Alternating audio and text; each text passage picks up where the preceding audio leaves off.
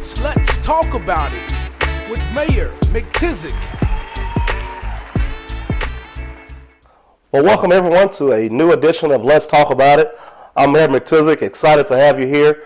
Looking forward to a great show today. And I have with me, I don't know if this is Reverend Show, Radio Man Show, State Representative Show, which one?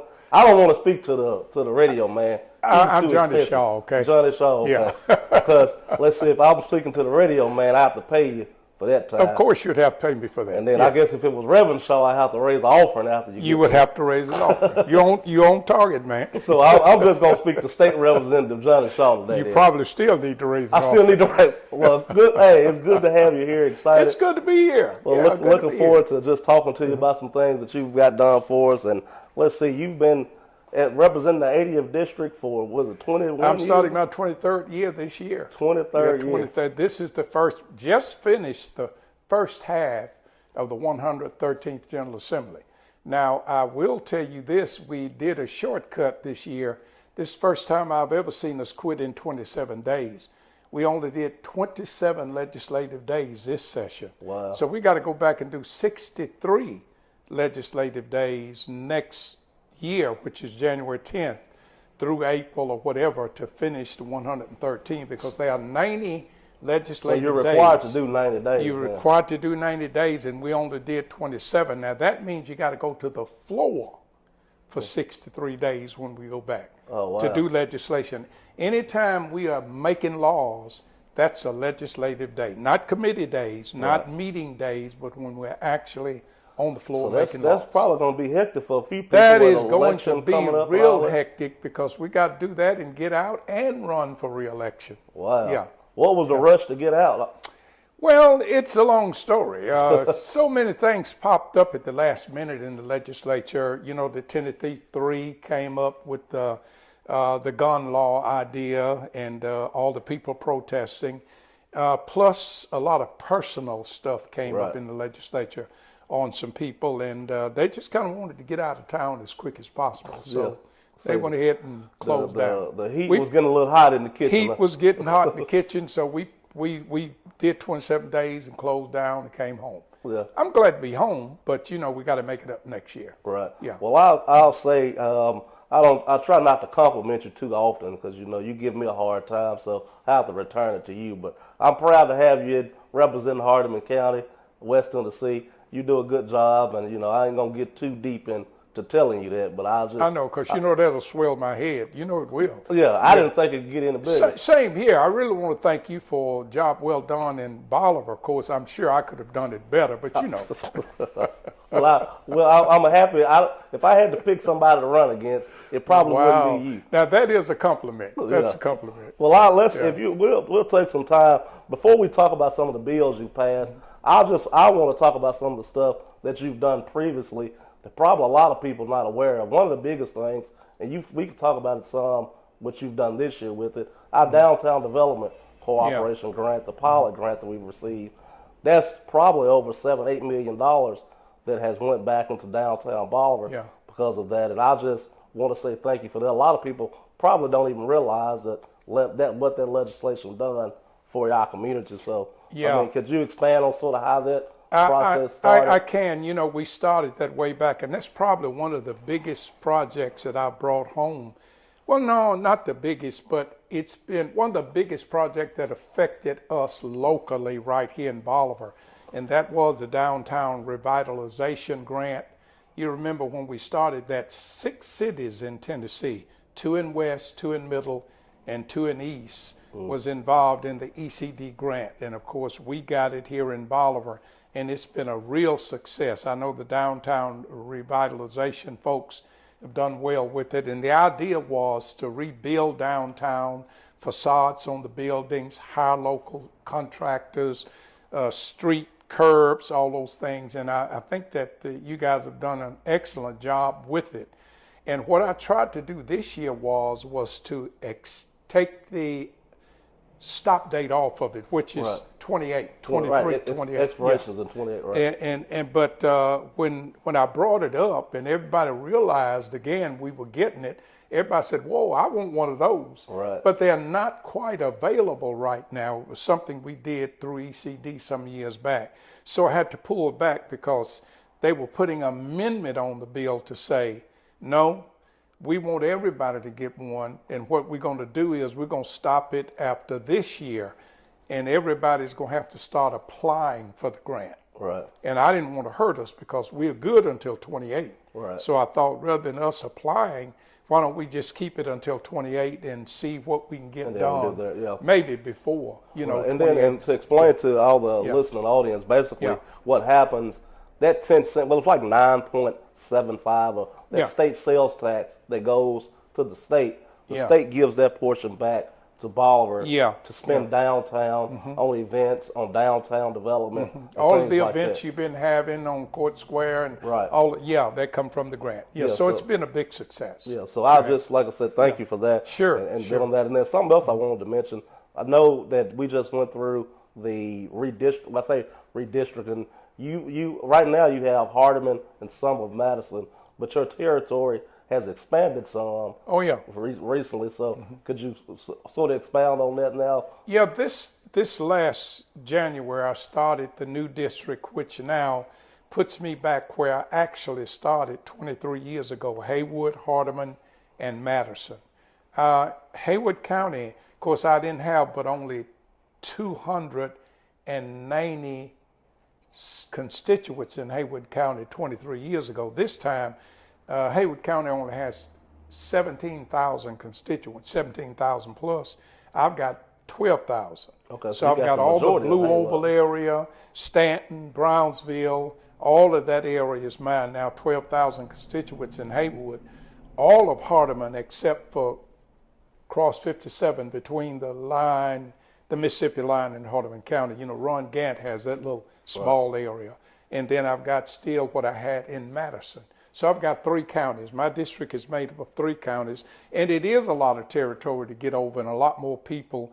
Plus it keeps me busier because now I have to do town halls in Brownsville, have to do them here and in Jackson. Right. And nobody's going to come to a town hall from another county. Exactly. They right, want yeah. you to come to their county, which is it's understandable, you know. So yeah, my So district is growing. You have Blue Oval. I know you've joked with me a lot saying Oh, yeah. you're the mayor of Blue I'm Oval. the mayor of Blue Oval, Yeah. for Well, what that's worth. Yeah. That's something that we can sort of talk about a little few minutes. And I Yeah. heard you say it a lot. The opportunity that we have here in this community, in your just district, everybody that you just named, and all of West Tennessee, sort of expound on how we can be taking advantage of what's happening in Blue Oval. Yeah. Well, let me start by saying the success of Blue Oval, excuse me, is going to depend upon local people working together, whether you're in Hardeman, Haywood, Fayette, or wherever. We're going to have to work closely together. Blue Oval itself, they already got a plan. The construction is on target. The tech school will be built in operation the third quarter of 24. They'll be training people how to work at Blue Oval. I get a lot of calls now from people that how do I get a job? Actually, you got to go to the tech school. You've got to do that because there are certain things about the job of building these cars and trucks, electric cars and trucks, that you can't just walk in and go to work without some training. So there will be an opportunity for you to go online to apply for the jobs.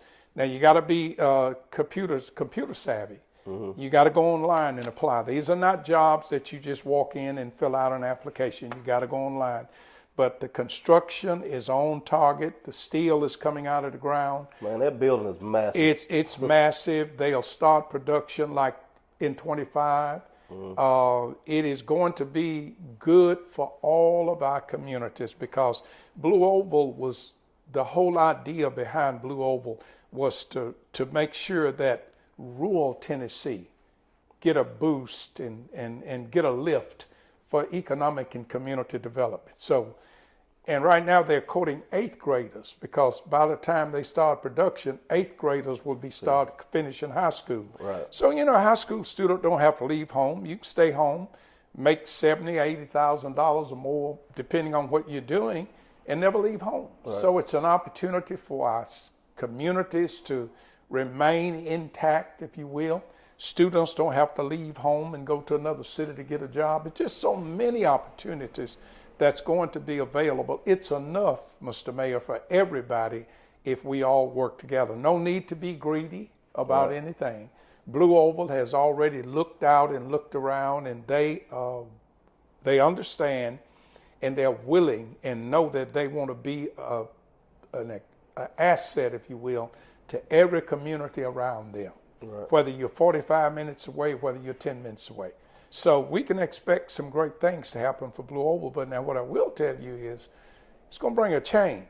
Right, yeah. Now people, you know, you and I talk about this a lot on camera and off camera, but politicians, if you will, or public servants who are not willing to do change or to make changes, you need to get out of the business. Because Blue Oval is coming, and for you to be successful, you're going to have to make some serious changes as to how you've been doing business, the way you do it, the way you conduct your business. All of those things are going to take a drastic change, but it's for our best. And I was going to say, we can, if we do it the right way, we can benefit from it. We can benefit from it. And We something all you can said benefit. earlier, Yeah. it's going to be up to the local people to make it happen. Yes. I know the state gave a lot of incentive money. Ford is investing a lot of money.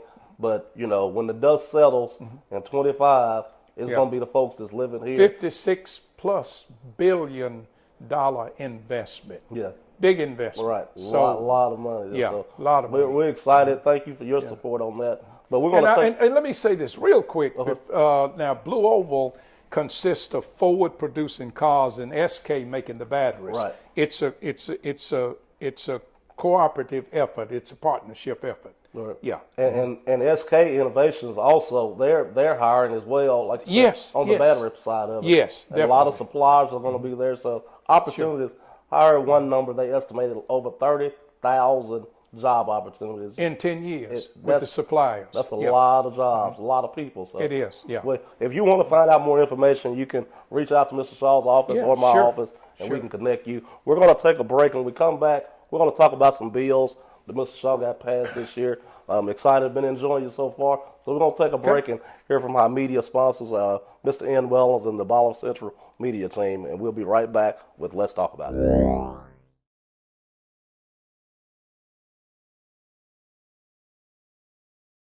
I spoke to Ms. Huffman and Ms. Butler about the CNA certification process and about the students who qualified this year. Ms. Huffman, can you tell me a little bit about the certification program? Yes, we have a certified nursing assistant program where we train kids to be nursing assistants in long-term care facilities. We train them in the classroom for the first semester. They do skills in the lab and learn the textbook knowledge. And then in the spring, we go to Pine Meadows, the nursing home, and they get to get hands-on experience with the residents there. And then they get to take their certification in the spring. Ms. Butler, how many students qualify for CNA this year? So far, we have had 15 out of 20 that have taken their state certification exam to pass. We do have 2 more that are going to take it for the first time before the end of the school year. And then some of the ones who have not been successful at one part or the other will possibly retake before we get out of school. But the CNA certification for the state, it's 2 tests, a written and a lab. And so far, 100% of our kids have passed in the lab. So, those students are Keaton Henson, Sadie Fry, Kendall Atkins, Alexis Wilbanks, Madison Floyd, Mackenzie Flint, Madison Boatwright, Marcus Harris, Autumn Griggs, Tennille Robinson, Madison McKinney, Kamaya Bunch, Tatiana Lee, Alyssa Boyard, Annalise Lucas, and Jemiah Jelks. Congratulations to the students who qualified for CNA.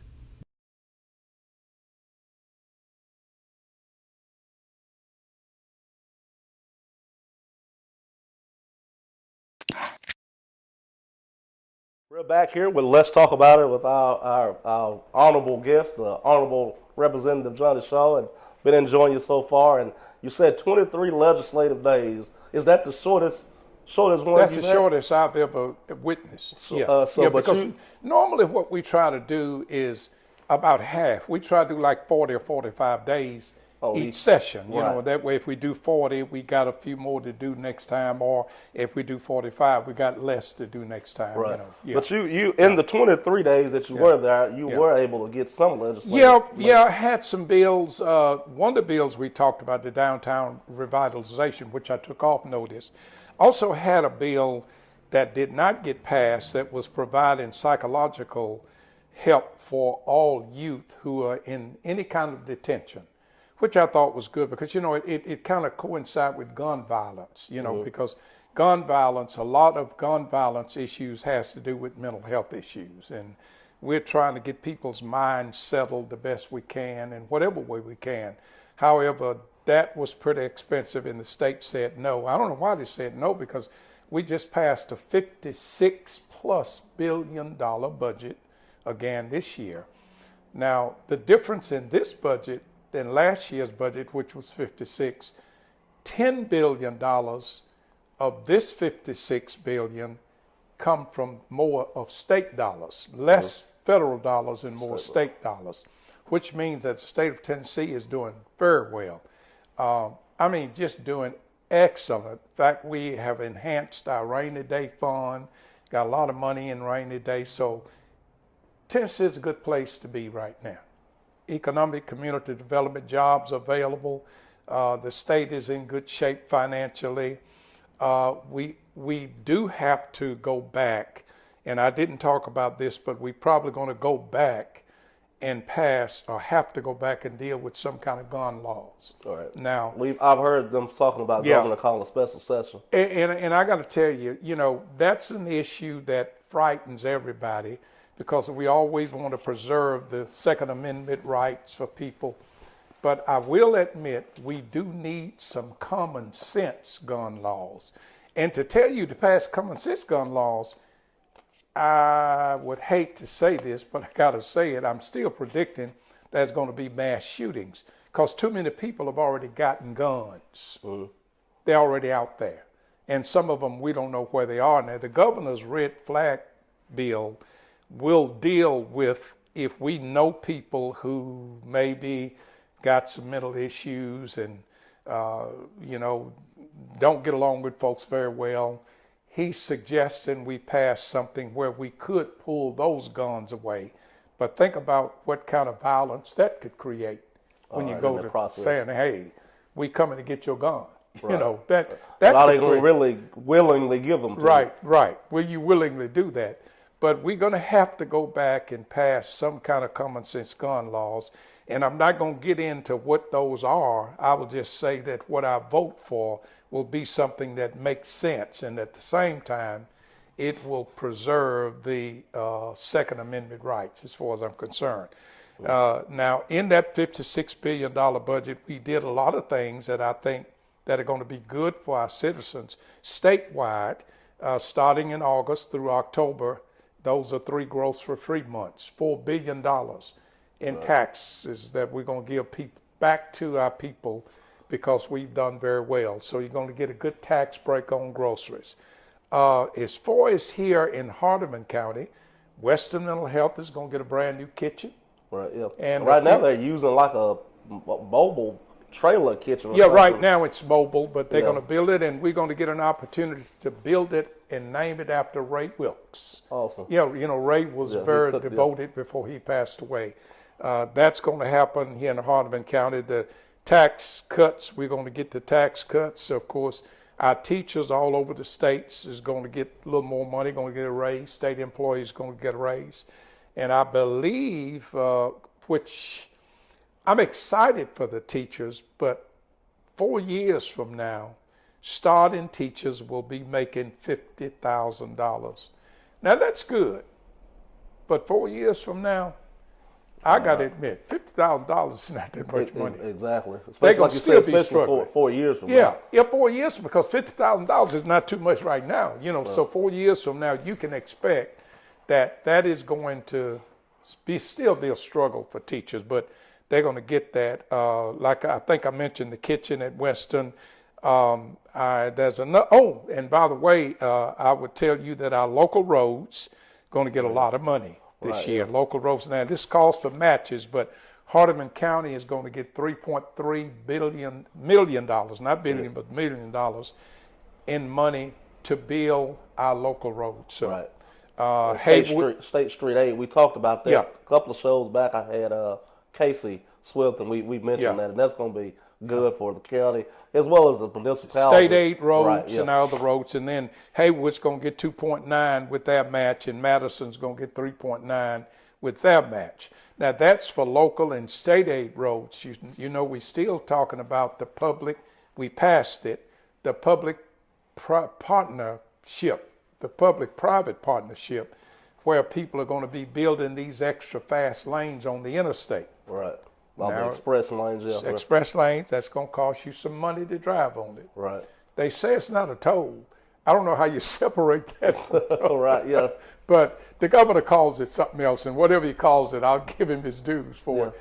But that is also coming online, and that means... I think they call them like choice lanes or choice something lanes. Like that, right? So if you want to get to Memphis faster than anybody else, you can get on the choice lane. Going to be built by a private company. That private company, you're going to have to send them the money for driving on that fast lane. You know, people like FedEx, International Paper. I'm not saying they will be the companies, but big companies like that, they'll build all these lanes, these fast lanes on the interstate where you can move in a hurry and pass and get to where you want to go and help the traffic. Right, because there's some spots now that's already very congested, and as you get into Nashville and some of your places around Memphis, and I'm pretty sure once Blue Oval opens, we'll see a lot more traffic in that area. 10,000 vehicles will go in and out of Blue Oval every day. Wow. 10,000 vehicles per day. So the folks in that area, as well as all of us, we're going to feel the crunch of all that traffic if we don't do something. And because we don't want to go in debt to build roads, we're doing it with public-private partnerships, and also we're sending money to our local municipalities to build good roads on our state aids and local roads. And I know you've talked about 179 and the importance of us trying to, if not 4-lane that, widen that out or make that an easier route to get from 64 or Hardeman County to be able to get to Blue Oval Network. And you know, I got to check. I know that's in the making, but I will tell you that a lot of the landowners have not yet willingly given up the right of way. And of course, I think what will happen is, I hate to say this, but the state will probably have to do eminent domain to get across there, because that needs, I traveled that road yesterday. There are more potholes in that road than the country roads, really. Exactly. Like you said, it's, even on the best day, it's not the easiest route, to get there. It's not. But and I say it all the time, government, it takes time. People assume that you can just go out with a truck, pour some gravel, put some asphalt down and have a road. But like you said, property, right-of-way, easements and all that stuff, But for the time being, we still have a route to get there, but I appreciate that support that you guys are giving on the state level from the money that's coming into our state street aid, because that's going to be huge for not just Bolivar, but all of Hardeman County and West Tennessee with those roads. So that's good. I don't know if you got this done or not, but something I want to say that I know that I have really appreciate your support on. But two things. One is reentry and also pre-K, early childhood development. On the reentry part, I know a lot of times, as you've been one of the, I don't know if you're probably the only rural Democrat in the state. I'm the only rural Democrat left in the state of Tennessee. And I can just say this, me saying this personally, this is a disclaimer. This is just Julian, the Mayor Bolivar speaking. I will say that this man that I'm sitting here with now has probably more respect than any Democrat in the state of Tennessee. And I think that's something to commend, and my chest sticks way out to know that, Thank you. A lot of times I get bothered with the party lines, because people will look at you and think if you're a Democrat, I don't need to get along with you, or if you're a Republican, we don't agree. But I will say, for you to have that respect there, it means a lot for this whole community in your district. So thank you for being, having that respect there. So. And I've tried to work with people across the aisles ever since I've been there. And I learned early in life, it doesn't matter what party you are in.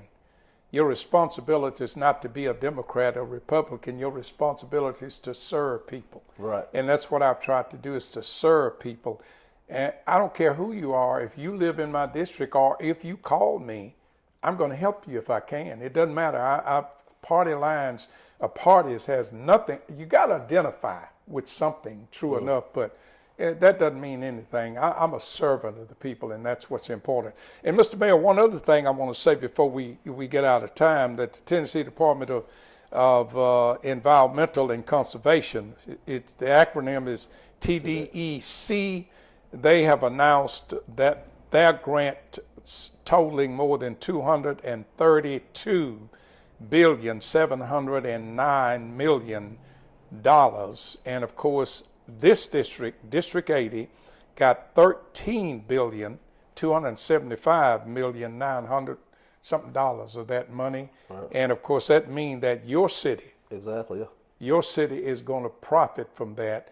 The District 80 got over $13 million of that money, and you're going to... We got a pretty big chunk of that. Yeah, you got a big chunk of that. Wastewater. Yeah, wastewater and all that. I think Middleton did, Hornsby. I think a lot of the municipalities. Yeah. I don't want to say all, but I think close to all of them received a pretty big chunk of that. Yes. So that's good. That was a part of the ARP money, and we need it bad. I mean, when the city old as ours, crumbling infrastructure, that goes a long way. So appreciate your support on that. And like I said, all the things that you do for us in the 80th district, and just when we talk about these jobs and stuff like that, keep pushing the reentry programs and keep pushing that, because a lot of people that has a record, I mean, they're good working people. They messed up when they were 19 and it's following them forever. So like I said, I know a lot of times the bills that you push forward don't always get passed or supported, but that means a lot for us getting reentry is very important to all of us. And you know what? You and I are not in it because we didn't get caught. Right, absolutely. That's all it is, and no different from anybody else. But some of your best workers, I got some of my guys is working for me now. I had some mishaps on their record, and they're doing great for the city. And same thing on the pre-K, that early intervention, getting these kids in early. I know a lot of, I was with you one time when you was pushing for pre-K for all in the state of Tennessee. We need it. Get the kids reading earlier and getting them involved, because, I mean, the world isn't slowing down for anybody. It is not. So, it is not. And it's so different from even when you came along earlier. So, we need to be teaching our kids to read. And we need different programs, because one size don't fit all. If some kids learn in different ways, and I think we got to hire more people and put them in the classrooms to help teach kids to learn the way they learn. Right. Rather than all kids just reading a book, picking it all up. Sometimes it's going to be kids learning from how they play games in different ways. So yes, it's very important. Well, I like I said, I can't commend you enough. Well, I probably done complimented you and commended you way more than what I should have. I know you have. And you know what? I'll have to pay for that. I'm looking at this camera and tell. I will have to pay for his compliments. It's going to all benefit the city of Baldwin, I promise you. It will. Any final thoughts before we leave? Anything you want to share coming up? Or? I just want to tell everybody that I'm easy to reach. I think everybody know how to reach me. And one simplest ways to reach me, just simply call me up at 731-658-9654, 731-658-7689. And I'll give you my emails and all those things. And if you need me, you know where to find me. I'm around the radio station whenever I get a chance, whenever you and the baby Jock don't take it away from me. They're about to take the radio station away from me. Well, no, we don't want to do that. We just like to have a little fun. Like you said, it's going to cost us. When I'm out of town. Yeah. So session's out, that means we got to get back to work now. It does. It does. Sure. Well, Mr. Shaw, thank you so much for your time. Appreciate your service to the 80th District and everything you do for Hardeman County. Thank you guys for tuning in to another edition of Let's Talk About It. We'll see you guys again. Thank you so much for joining us, and you be blessed.